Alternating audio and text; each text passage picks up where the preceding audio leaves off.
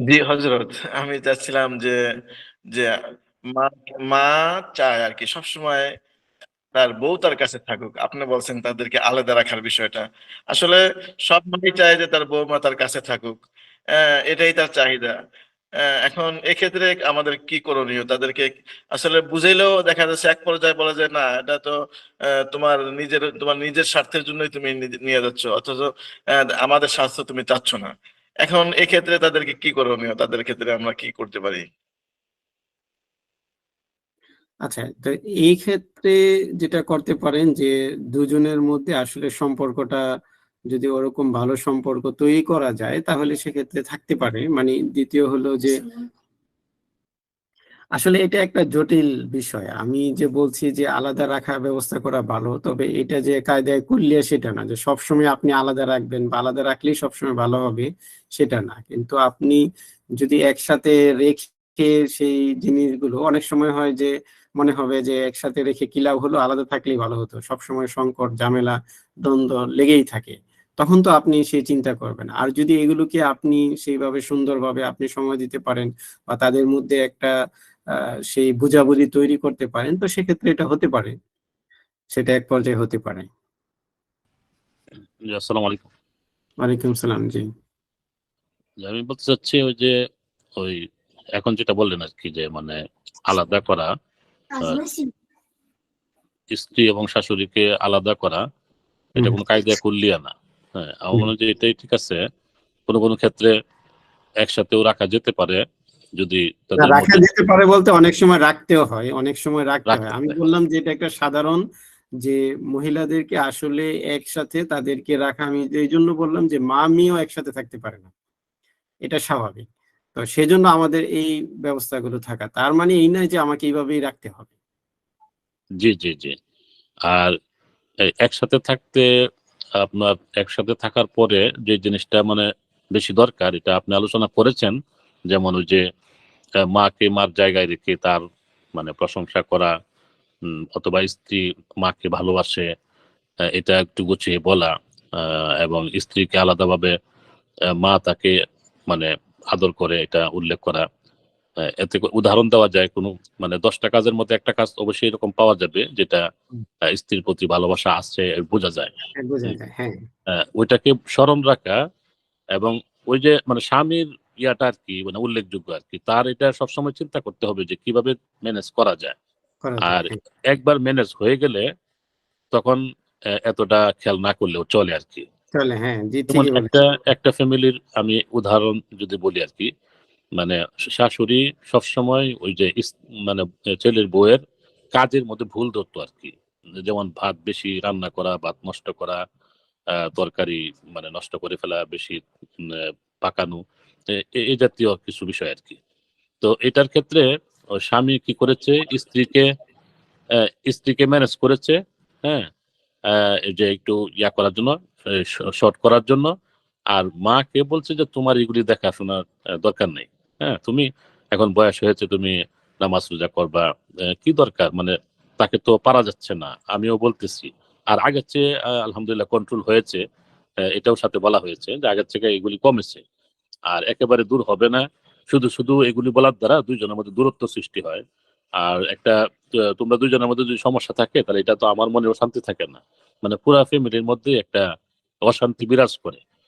তো তুমি এগুলি না বলে আল্লাহ তাআলার কাছে বলো যে আল্লাহ তাআলা যেন তোমার ছেলের বউকে এগুলি কন্ট্রোল করার মানে তৌফিক দেয়। এটা মনে হয় বেশি ফল হবে। তো ভালো। মা যখন এগুলি বলা বন্ধ করে দিল, তো দেখা গেল আবার ২ জনের মধ্যে সুন্দর একটা মিল সুন্দর। মহাব্বত তৈরি হয়েছে। ঠিক আছে? জি, তো এটা আরকি মানে আপনি যেটা জি, বলছেন আপনি আরকি। সুন্দর বলেছেন। জি, খুব সুন্দর বলেছেন। আপ অনেক সময় এমন স্ত্রীদেরকে দেখা যায় যে স্বামী দূরে থাকার কারণে বা স্বামী যখন কয়েক মাস পরে পরে বাড়িতে যায়, তো মা সম্পর্কে বিভিন্ন প্রশ্ন থাকে বা অভিযোগ থাকে স্বামীর নিকট বলে, অথবা পরিবারের ছোট ভাই বোন বা বাবা সম্পর্কে বিভিন্ন সময় বিভিন্ন অভিযোগ করে থাকে। তো তখন স্বামী ওই স্ত্রীর সাথে বা পরিবার লোকদের সাথে তার কি করণীয় হতে পারে এই সম্পর্কে? হ্যাঁ, এটা তো জটিল প্রক্রিয়া। আপনি একসাথে থাকবে ফ্যামিলির সাথে, আপনিও সেখানে থাকবেন না। তাদের মধ্যে একটা রিলেশনশিপ সম্পর্ক, ওরকম সম্পর্ক তৈরি হওয়ার আগেই যদি একসাথে থাকতে দেন, তাহলে এটা প্রতিনিয়ত কেমন আছে? সমস্যা তৈরি করে যাবে।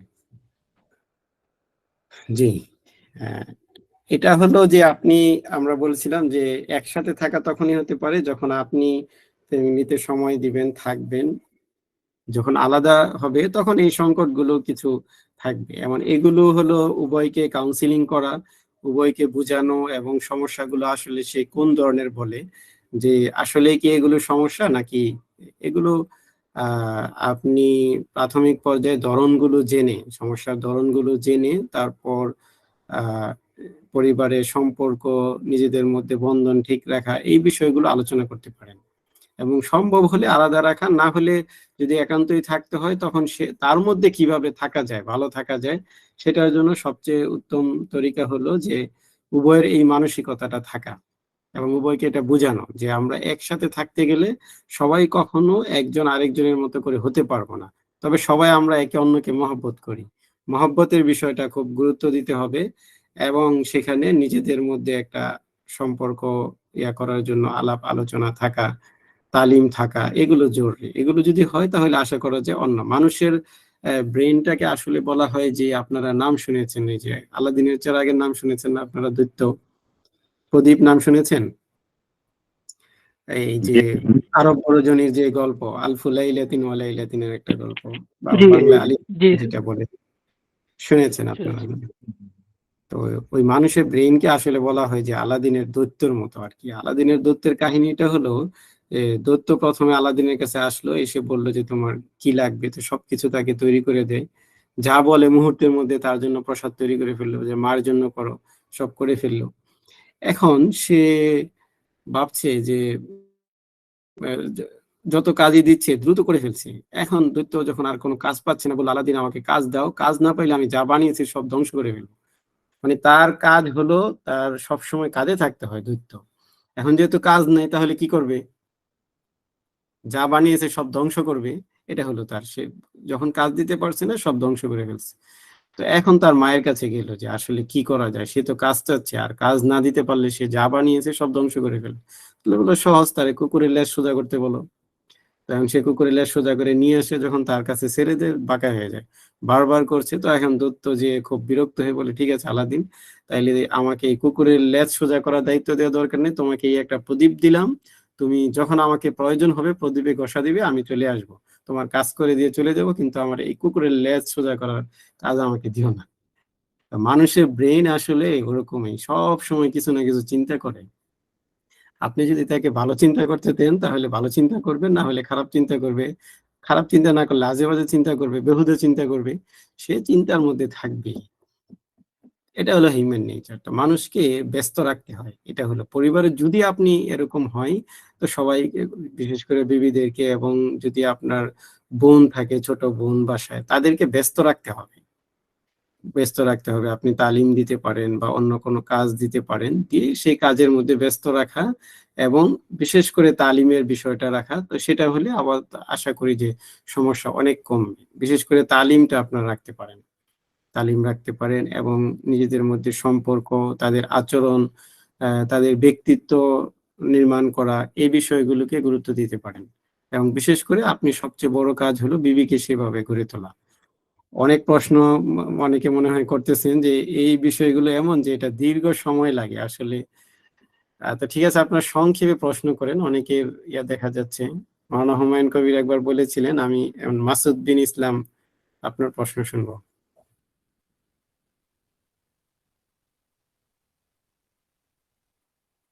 আপনাদের প্রশ্ন বলছি যে আমাদের আসলে এটা হলো প্যারেন্টিং এর, আপনারা যে বিষয়গুলো বলেছেন, যেগুলো এখন আলোচনা করছেন, এই বিষয়গুলো হলো যাবে প্যারেন্টিং এর সাথে, বা তারবিয়াত তিফলিল মুসলিমের সাথে অনেকটা জড়িত।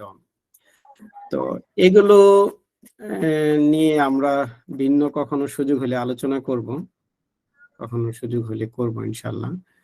তো এক্ষেত্রে সবচেয়ে বড় যে বিষয়টা প্রয়োজন হয় যে আমাদের ফ্যামিলিতে ওই ধরনের একটা আহ, কি বলে মূল্যবোধ তৈরি করা, ফ্যামিলিতে ওই মূল্যবোধটা তৈরি করা। সেটা যদি আপনি তৈরি করতে না পারেন, আমরা যখন বিয়ে শাদী করি, আমরা যে কোনো কাজ করি, যে আপনার নুরানিতে যারা পড়ান, নুরানি প্রশিক্ষণ নিয়ে তারপর পড়ান, হিফজ প্রশিক্ষণ নেন, অথবা হিফজ শেষ করে তারপর পড়ান, যে কোনো কাজ আমরা করি প্রশিক্ষণ নিয়ে, কাজটা শিখে তারপর কাজটা করি, তাই তো?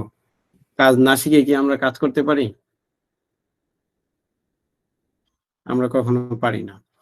তো কাজ শিখে যেহেতু আমরা কাজ করি, তো কিন্তু বিয়ে শাদীর ব্যাপারে যেটা হয়, নতুন একটা জীবন, যে বিষয় সম্পর্কে আমরা কিছুই জানি না, আমরা দেখে দেখে সাধারণ সহজ অভিজ্ঞতা অন্যকে দেখে শেখা যায়।